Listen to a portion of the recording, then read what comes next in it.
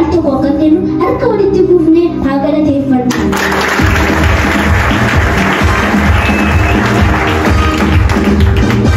Najamummaa goskanii gaafa misaaf waamu kaleessa iyyuu bareeda jaalala saamuumu gaafa gara isaa ilaalan bifa sirrii dhaban warri gooftaatti of kennan qufan iyyuu cabane warri gooftaatti of kennan qufan iyyuu cabane. Galaanoo mancheessee duume saraan bakka aduunsa ifa fixee dhaamtee iyyuu beektu takka jiinni gaafa uumamu jiinni gurmaa'ee tuutaa fixeessutu cocoba haroodhaan dachee guuta kunoo kennaa waaqaati gadaas hin nyaatu teessee harka walitti buustu maaliif callettee teessi. Murtiin gargaarsa isaa himatee dinqisiifata.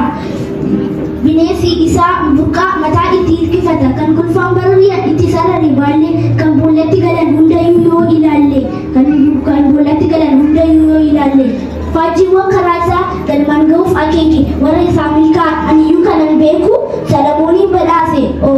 Salamooniin badhaase hubannaadhaaf ogummaa inni nu fo'ate hafuura isaaf quban. Gargaarsa dinqisiifatanii mitiin lafarra yaatu ofii qoodee fi raawwate wanta uummanni nyaatu mukkeen qilleensa raasu sagalee dhageessise dhagoota saddaan qoodee kutaa kutaan teessise. Gulantaa bifaaf qalbii ejjennaa hambaa kaayyoo olmaa waaqayyoo kana hin fakkaatu raayyoo. Ofitti nu fakkeessee mareen dhaabbata murtii jaarrota lakkaawwachaa adeemsa kaa'ee turtii. Isinoo ofii malee nan eebbiftani al tokko xiqqooma jabaadhumaan jettan.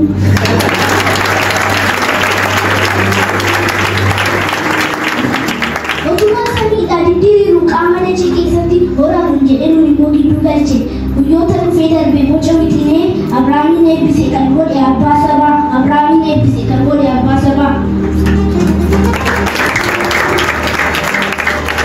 Gargaarsa waaqayyootiin namni dhaabbatu hin baru calaqqisiisee jiraata mul'atee akkaaduu yoo beelees yoo kuufes waaqa galateeffata maqaa waaqayyoon dheerummaa sababeeffata maqaa waaqayyoon dheerummaa sababeeffata. Ani gara gama koo ifaan jira kaabunoo al tokko foorichaa eebbisaa waaqayyoo koo.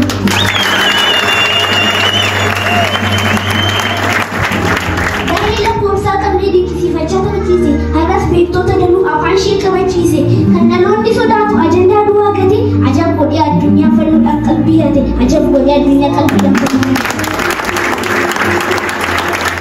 Walaloota kanarraa xumureera kanumaan goolaba waan dhageeffataniif guddaa galatoomaa.